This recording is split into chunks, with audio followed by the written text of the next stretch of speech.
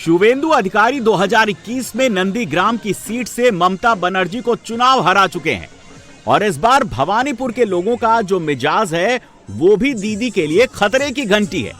भवानीपुर कोलकाता के कारोबार का हब माना जाता है। पिछले 15 सालों में यहाँ न कोई नई फैक्ट्री लगी, न ही रोजगार के नए अवसर खुले।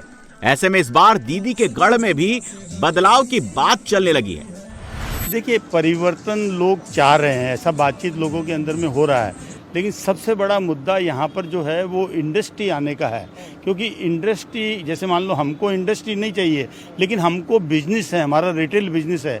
यहाँ पे इंडस्ट्री आएगी तो लोगों को काम मिलेगा, काम मिलेगा तो उनको पैसा मिलेगा, पैसा मिलेगा तो वो रिटेल में खर्चा करेंगे, तो रिटेल वाला पैसा हमारे पास आएगा।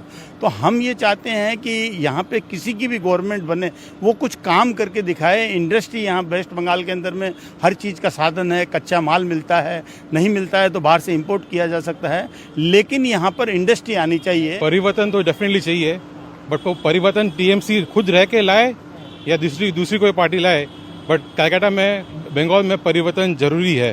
परिवर्तन तो एक जीवन का मूल है। अगर परिवर्तन नहीं होगा तो कैसे चलेगा। जो एग्जिस्टिंग है, अगर वो काम नहीं कर पा रहे हैं और परिवर्तन वाले कर पाएंगे तो अच्छा है, पर अगर परिवर्तन वाले भी नहीं कर पाएंगे तो ऐसा नहीं है। तो मूल अगर बेस से चालू करेंगे तो मैन्युफैक्चरिंग चांस देना है जी। यहाँ पे परिवर्तन चाहिए।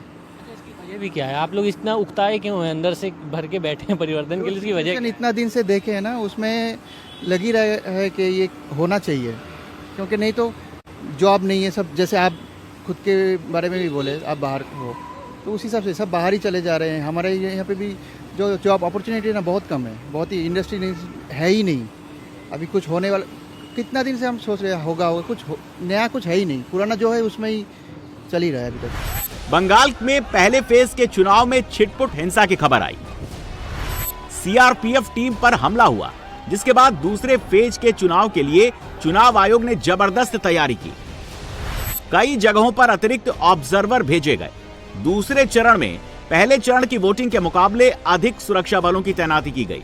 36 किलोमीटर ओपन बॉर्डर पर भी सिक्योरिटी कड़ी कर दी गई। बंगाल चुनाव में चुनाव आयोग एक्शन में है, तो चुनाव के बीच ही ईडी की कार्रवाई लगातार जारी है। पीडीएस घोटाले में ईडी ने यह छापेमारी की। पीएमएलए एक्ट के तहत कोलकाता, बर्धमान और हावड़ा में 9 ठिकानों पर रेड की गई।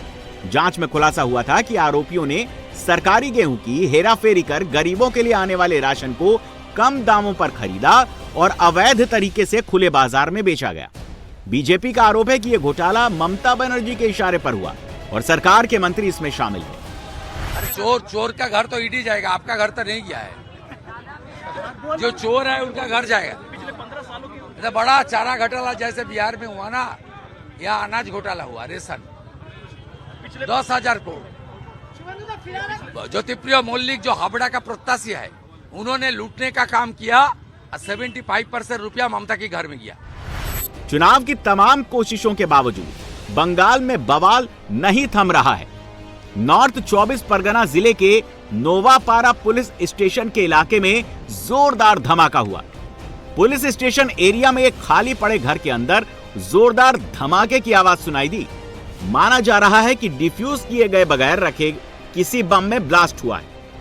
कुछ ही घंटों बाद उत्तर 24 परगना में चुनाव है और चुनाव से पहले जैसे कि विस्फोट का खबर आ रहा है और नोवापाड़ा थाना के एकदम पीछे ये जो एबंडन घर है, इसी घर पे आज सुबह विस्फोट हुआ और ये खाली पड़े रहे घर पिछले कई सालों से ऐसे ही इसी तरीके से है और किसी समय में इसी घर पे पुलिस थाना भी हुआ करता था। तो जैसे कि अंदाजा लगाया जा रहा है कि कभी ये बम कहीं दूसरे जगह से डिफ्यूज किए बगैर ही यहाँ पर लाया गया था, तो वही बम ये इसी जगह पे रखा गया, तो किसी कारण आज ये विस्फोट हुआ है और बम स्क्वाड कुछ ही देर पे पहुंचेंगे और पहुंचने के बाद मौके का जायजा लेंगे। फिलहाल जैसे कि देखा जा रहा है, ये जो घर है, इस घर को घेर कर पुलिस की तरफ से रखा गया है। ये अबेंडन्ड घर को, ये घर ही किसी समय पे पुलिस इस्तेमाल करती था, लेकिन फिलहाल ये घर ऐसे ही अबेंडन्ड के तरीके से पड़ा हुआ है।